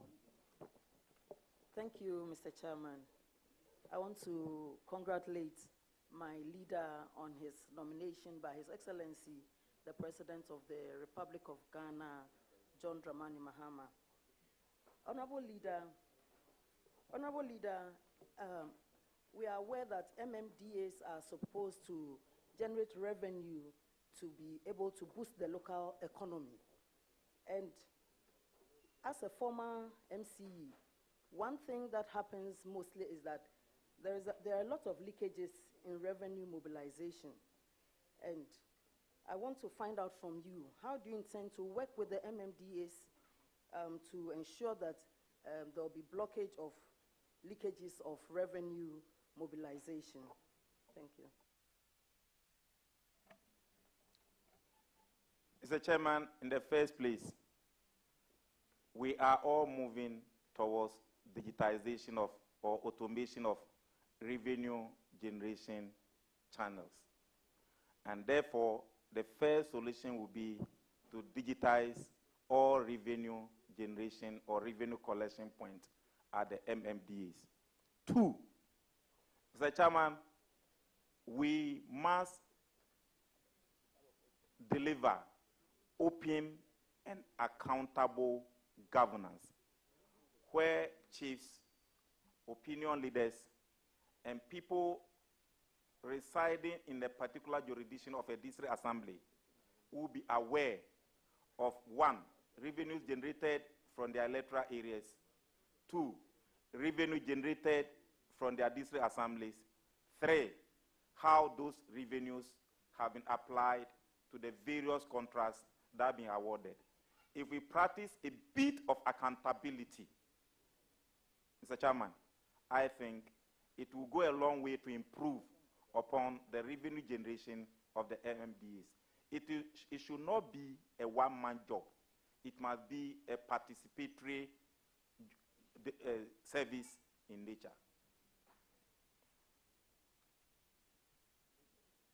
Thank you very much. Bravo. Go ahead, please. Thank you, Chairman. Honorable Leader, I want to find out from you if you will consider recruiting more revenue collectors to support in revenue mobilization. I speak as a typical example, citing my municipality, the Adikotopon. It's a big place, and I believe the revenue collectors there are not enough to be able to go round to collect the revenue to be used by the assembly.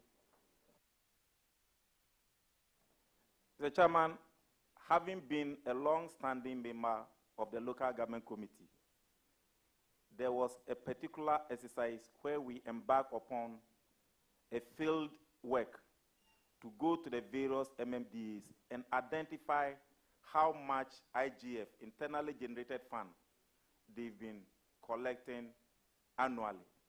Mr. Chairman, it will surprise you. The staff, the amount spent on the revenue staff is more than the amount that is used to pay them. Most of the assemblies. And this was one of our fundings. And therefore, a lot of recommendations were given. And I think the report was taken on the floor of Parliament. And the records are there. So the issue goes beyond just recruitment. Secondly, in that report, we suggested that we employ a number of national service personnel as seated in Accra, some as receptionists. And their services are being needed in most of the MMDAs to collect revenue.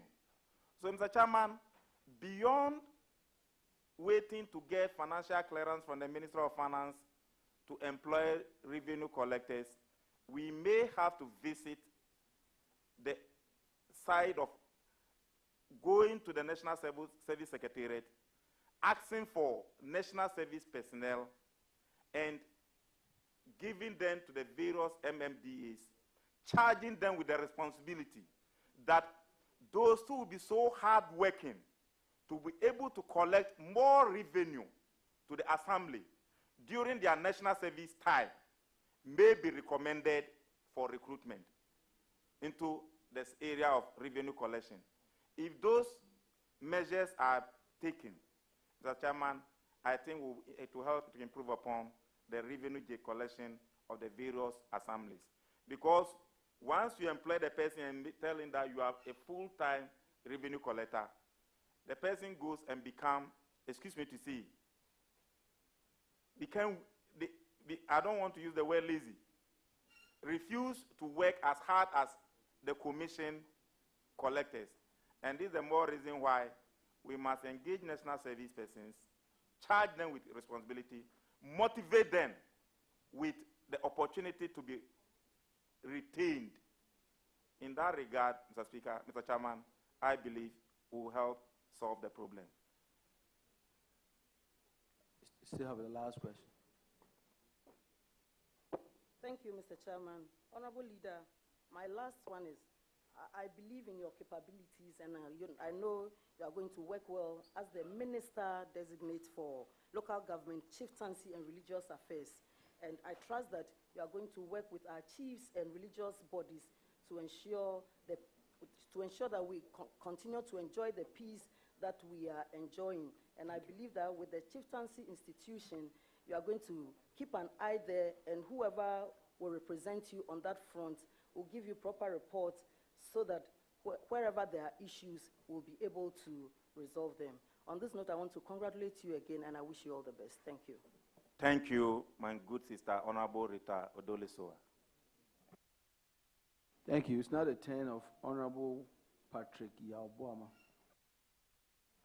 Thank you very much, Chairman, and congratulations to my good friend and brother, and then you'll be through. Anyhow, thank you, my good brother. Thank you. Ahmed, I can see a lot of prominent chiefs behind you, and your portfolio includes that of the Chieftaincy, our revered Chieftaincy institution, which is captured under Chapter 20 of our Constitution, 22. We have witnessed a lot of chieftaincy disputes in this country. Some resolved, some unresolved. Even if you look at the Chieftaincy Act of 1970, provisions were made for the traditional houses to settle disputes. Same repeated under the 2008 Act.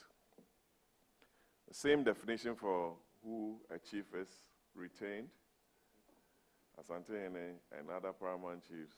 Their designations and categorizations are there. If you go to the traditional judicial councils, I don't know if you have your Chieftaincy Act with you. Don't worry, I'll assist you.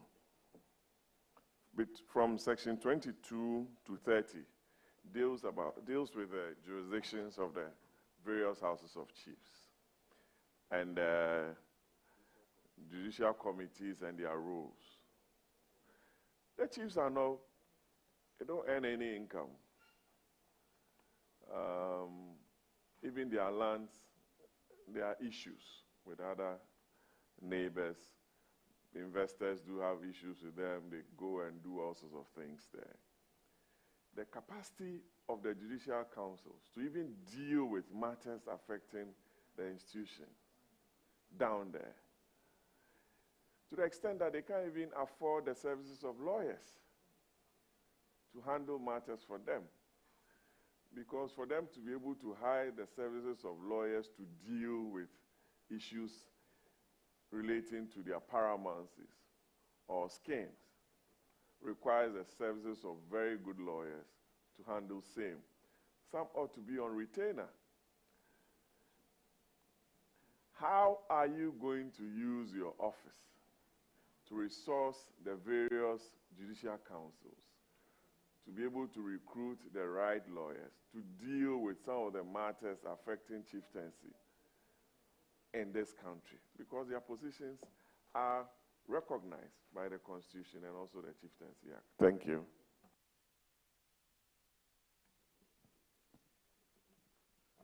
Thank you, my very good brother. This is a very sensitive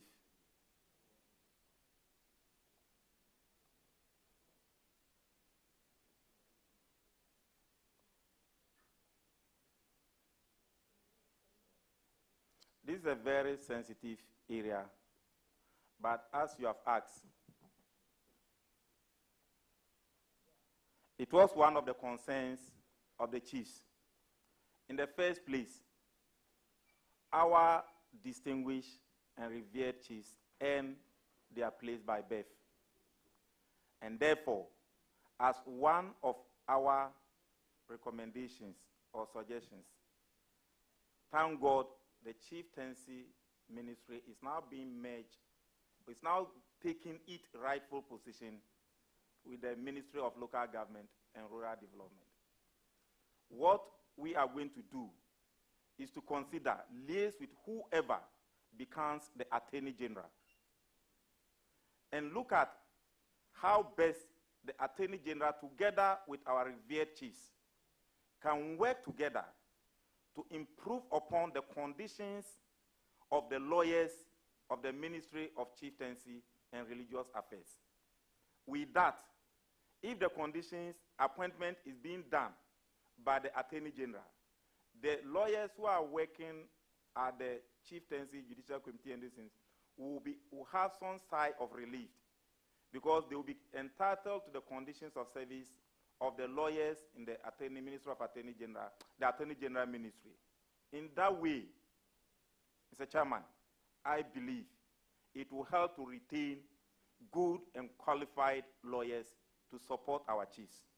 2, now that we are going to be privileged to establish our own university for local governance studies, one of the courses that are being suggested is that since our revered chiefs earn their positions by birth, it is the responsibility of the state, looking at the sensitive roles that they play, that we give them capacity building training by establishing a course in the University for Local Governance called Royal Academy of Chiefs, where the state will help or facilitate in training and organizing seminars and courses or capacity building courses for our chiefs by giving them the customary, taking them through the customary laws and those things. If that is done, Mr. Chairman, I believe it will go a long way to solve the problem that we have. The Royal Academy of Chiefs, will it be a department or an academy?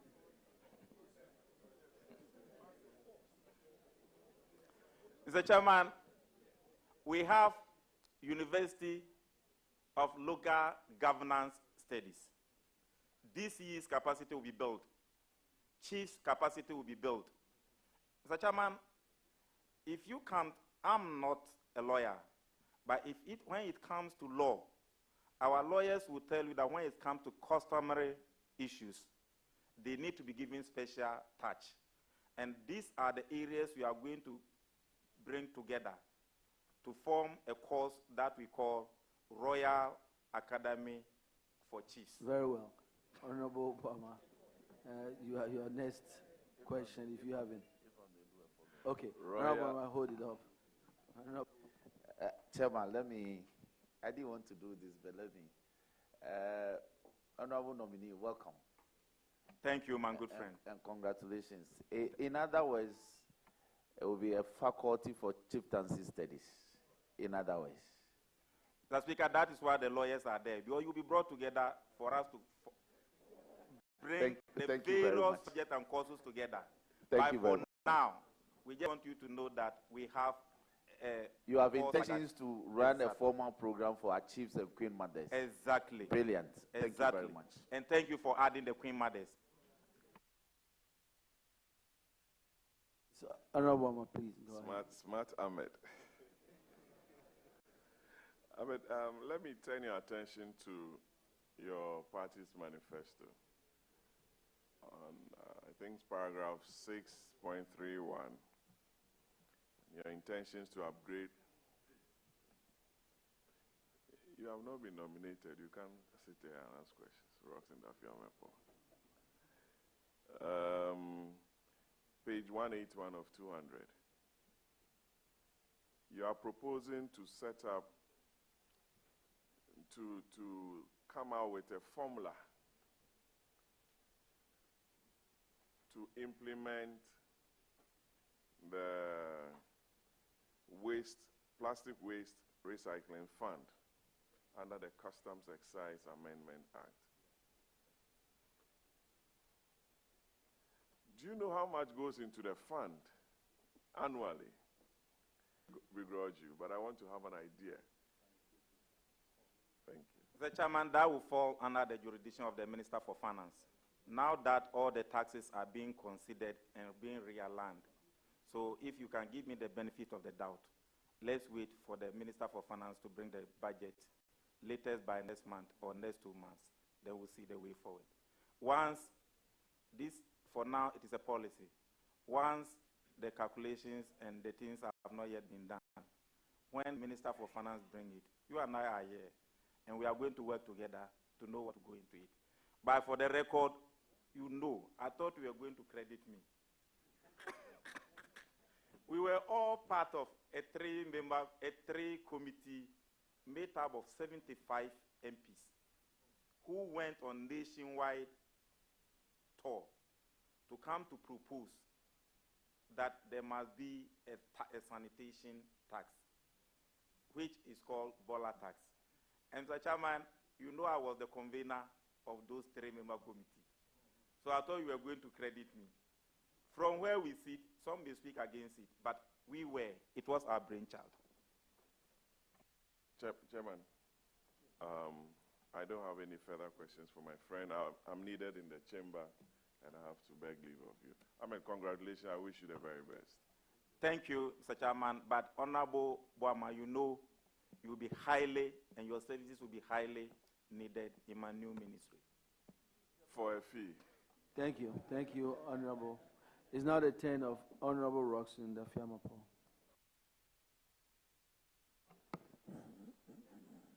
Chairman, thank you very much.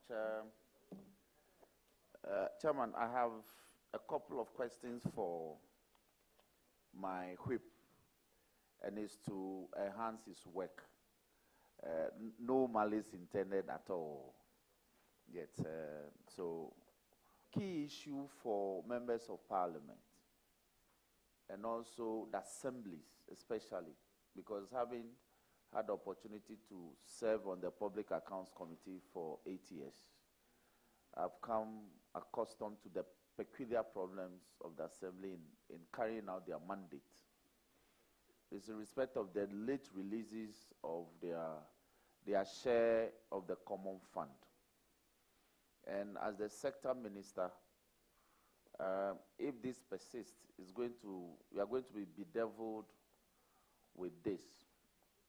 What innovative means would you deploy to ensure that there are regular releases of these funds to the various assemblies to carry out their mandate from not the Ministry of Finance, but from the administrator? Mr. Chairman, you and I know that in the government, that place, the NDC couldn't pay the third quarter. Or lose, you pay it. So a government that is in power and you want to win your elections, you must pay for your DCEs to work. If they work, the electorate will be happy and they will vote for you. Now, one problem that the Public Accounts Committee also got confronted with as a result of the Auditor General having to flag it year in, year out, is the issue of the deterioration of assembly offices. Raise the necessary funds to undertake early renovation. And so as the years roll by, the structures falls into desuetude, as lawyers will say. Your ministry, so these are the existing problems. Desuetude, that's a law term. So that the assemblies, they operate from very good environment. No matter the cost. I can build a whole district. You cannot be given one building. And you say that within that district jurisdiction, they cannot maintain that one house. I totally disagree. So what we can do when giving the nod is that if you are a district chief executive and you are unable to maintain, repair your own office, then you have no business sitting there. That is a fact. Bring you money. That will also be tackled. That is why I said we are going to form a common platform where all the former ministers for local governance, former chief directors responsible for local, they are all going to be consulted. When it comes to local governance, we have the Honorable Joseph Yelichre, the Honorable Ofusuampofu, the Honorable Oponfoso, the Honorable Matiaje Mensah Kosa, the Honorable Damboche, Haji Alima. We have a number of former ministers for local governance.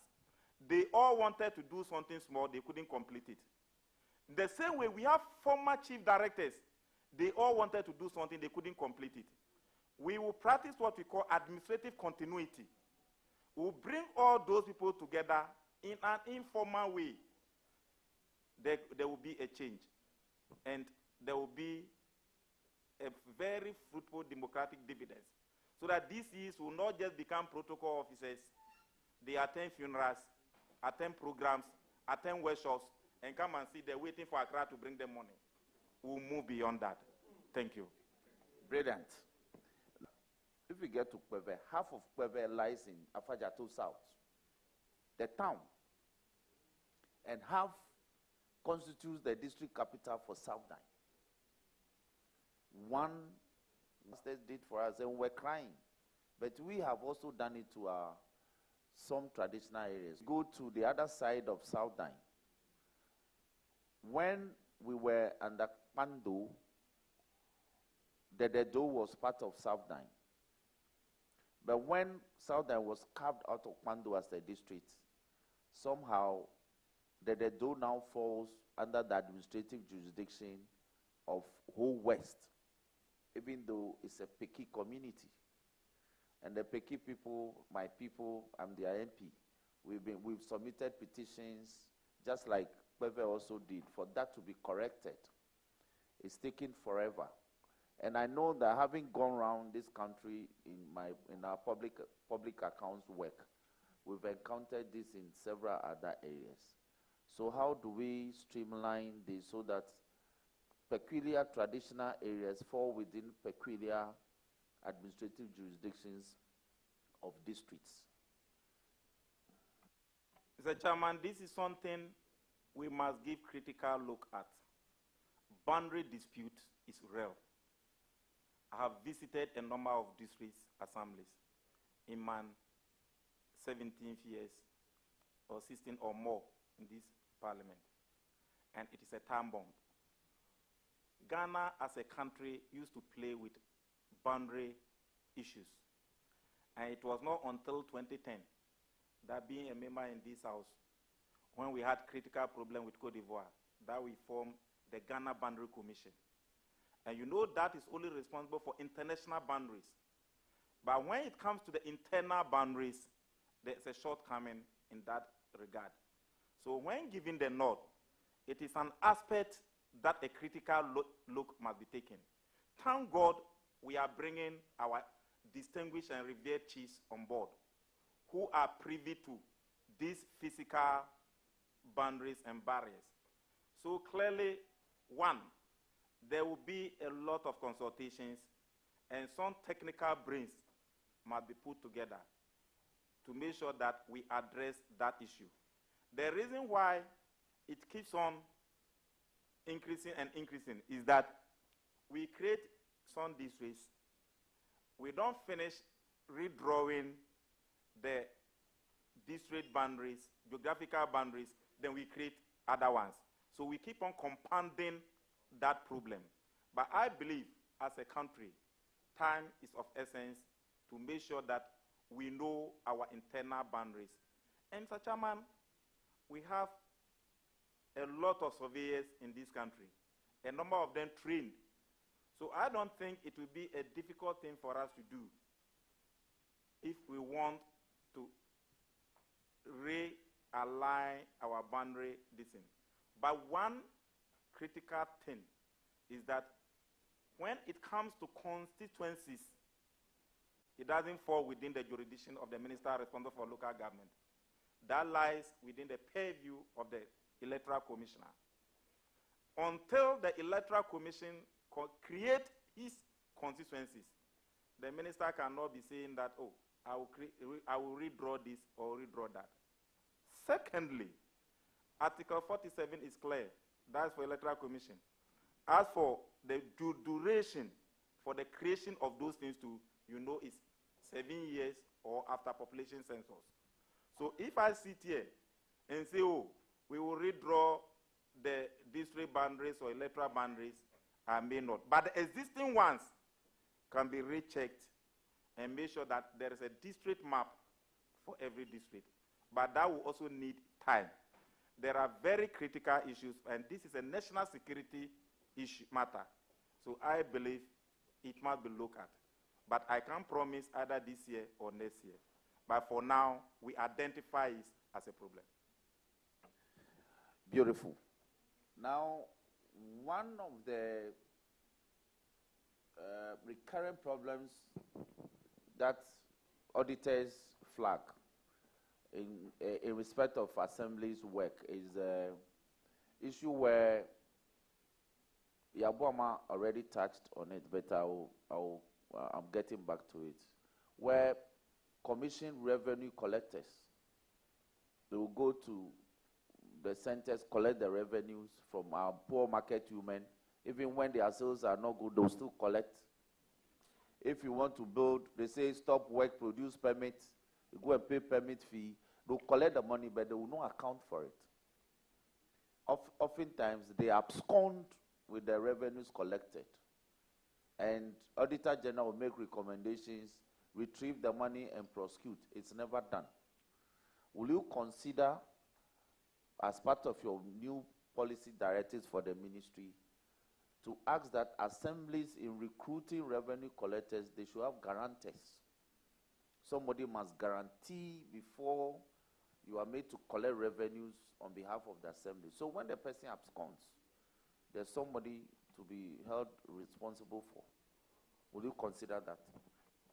Mr. Chairman, it must be seriously considered. And now that the owners of the land and the owners of the district have been brought on board, I think those things must be things of the past. And that's why I said revenue collectors will account openly to the district for us to see the electoral areas that are performing and those that are underperforming. These are critical areas that we must all look at. If a revenue collector or a commission revenue collector has come with the money, whose money do you think he's running away with? It's your money. And therefore, we must all make sure that we fish for them. So when the chiefs have been brought on board, and you bring stricter and rigid measures regarding revenue collection, and the IGF is used for something concrete for people to see, I think there will be improvement. But when you go and collect the revenue, the people don't see what you have used with the revenue IGF locally. Tomorrow, when you go, will you get? The answer is no. So we must start a new thing. Give ourselves some time. Look at the returns of our effort. If it is good, we move ahead. If no, then we change our steps. But you can't be doing the same thing and expect a different result. There must be a new reset. Thank you very much. Let me conclude by saying that I like the points in respect of the chieftaincy issues, where you are proposing that lawyers from the Office of the Attorney General will be seconded to the various traditional councils to assist them in their work. It will be such a major policy shift, because the decisions from the judicial committees of traditional councils actually settles a lot of chieftaincy disputes all the way to the Supreme Court. So that proposal, if you are able to do it, will be a major thing that will bring comfort to our chiefs and queen mothers. And I want to thank you for that innovative idea. I thank you for coming. Thank you, Ma'am. And once more, congratulations. Mesru Onehao. Honorable Ahmed, my brother, and leader. Congratulations. Thank you, leader. I entered this parliament in 2009 with you. We were over 100 members. Today, I think we are, that 2009 group, we are 4 of us. It's me, you, Honorable Atufos, and I'm remembering, and Honorable Bejra. That should tell you about the attrition of parliament, and it also must tell you what it takes to sustain being a member of parliament. You have been a deputy whip, and when we were fortunate to be part of leadership, your experience was really very valuable in guiding us. You have been very passionate about the issues of local government. Thank you. And so there is no doubt in my mind that you are going to be very successful as a local government minister. Now, what is exciting about this new role, and that brings me to the very important question I have for you, has to do with the role of chiefs. You know that chiefs has been really the governor has been with the chiefs at the local level since the beginning. And so when we started going this path in democracy, I think that what has always come up has to do with what we can do to really get our chiefs involved in local governance. This ministry, I'm sure, has been put this way for a purpose. Can you share with us some of the things you would do to really get our chiefs to be active at the local governance level? Thank you, my leader and my very good brother. There are so many things we do together with our chiefs. Mr. Chairman, you are not far from right when you said traditionally our chiefs used to be the development agents and leaders in their various jurisdictions until the modern governance came.